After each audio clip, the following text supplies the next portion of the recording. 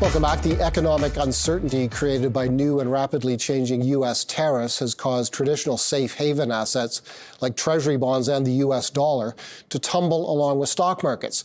So where do investors go to add stability to their portfolios?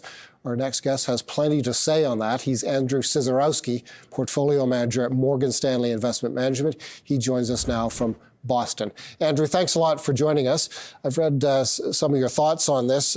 You say tariff uncertainty further entrenches your view that the right thing to do is to stick with the same playbook as the past several months, which includes underweighting credit risk and overweighting exposure to mortgage-backed securities over investment-grade corporates. You'll do a much better job of explaining it further than I will, so why don't you do that?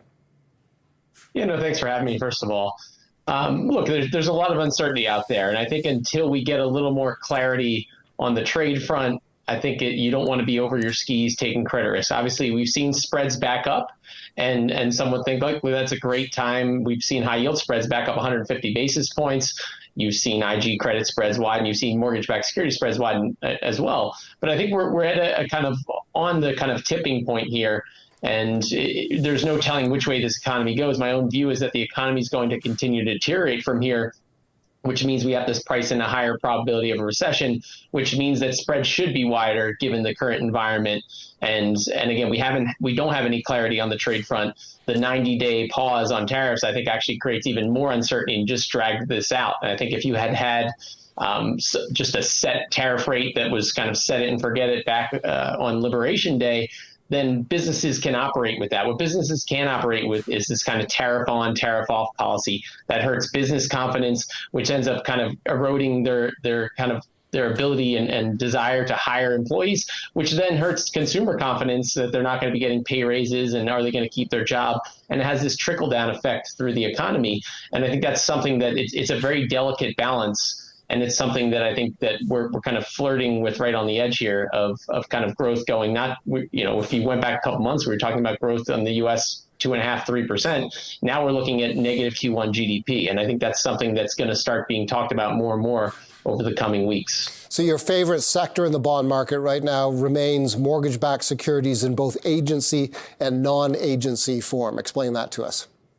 Yeah, when you think about the tariffs and the impact that'll have, it means a lot of different things and for different corporates, but for the mortgage-backed security market and the U.S. housing market in general, we had a housing market that was underbuilt coming out of the financial crisis and for much of the last 16 years. So I think the housing market can benefit ultimately from that, the fact that we do have a kind of more demand than there is supply. Mortgage rates are still very high. Our own view is that you're going to continue to see mortgage rates come down over the coming months. That'll be a tailwind for home prices and for home valuations, which means for the mortgage-backed security market on the non-agency front, you have that kind of your LTV ratio, so your loan to value ratio, the V in that component looks even better.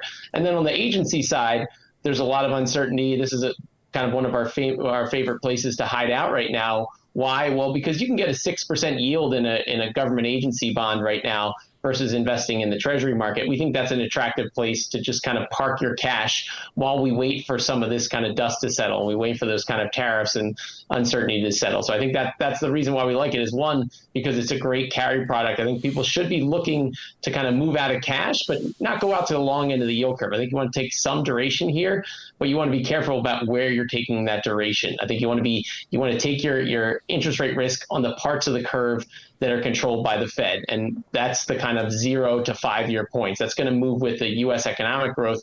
It's not going to move with term premium on the back end. Those are the points that I'd be scared of. I think you're going to continue to see this curve steepening.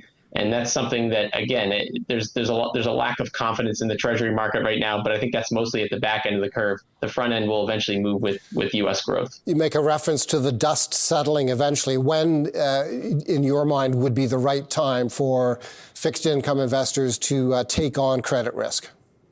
Yeah, look, I think I'd rather be a day late than a day early here. I'd rather let the knife bounce. I'd rather see a sustained kind of rally. We've had this oscillating market where spreads tighten, they widen, they tighten, they widen, but they keep seeming to kind of be gravitating lower. I would wait till we get a couple of trade deals signed. It does look like the administration is starting to kind of changed their tune. I think they realized they may have overplayed their hand, and you're starting to see them kind of walk back some of that. You see JD Vance was in India and had a little bit more of a little different tone that he had in Europe a few weeks ago. So I think you're already starting to see the turnaround there, but I'd wait until we get a deal or two. Now, the problem is that these trade deals are very complex and they take a long time, and we're trying to negotiate with 70 countries at once. And that's the problem, is it's just not so easy to do one trade deal, let alone 70 at once. And so I think that I'd rather see them get a couple of these points on the board here and some agreements, and then start to kind of add credit risk at that point. You don't expect the U.S. Fed to cut in the near term. Are you looking now to 2026 for the bulk of the expected cuts from the Fed? Yeah, look, I think Jerome Powell's got a very difficult job. I think in an ideal world, he'd love to be cutting rates, given that we've seen financial conditions that continue to tighten. So the Fed's been lowering rates. They still believe they're above neutral. They'd love to get to neutral. The problem is that Powell knows that over the next couple of months, we're about to see some of the tariffs that were just imposed filter through to inflation after this next print. So you're going to get these elevated inflation prints. The Fed lost a lot of credibility, unfortunately, in 22 and early 23 because inflation ran away for quite a long period of time. And so I think they're not in a position, given that inflation is still above 2%, to really be cutting in this environment.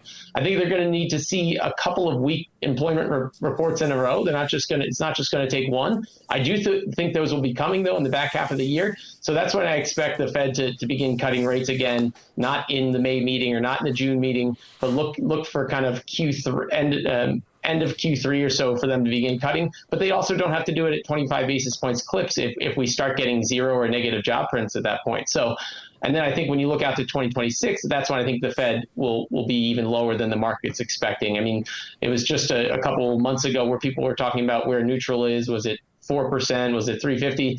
I think neutral is just barely above where it was last cycle. So you're talking kind of more like a 275 to 3 range. But I also think that the Fed's likely to go through neutral because we're going to need eventually probably get to an economy that needs stimulus and not a restrictive or neutral state.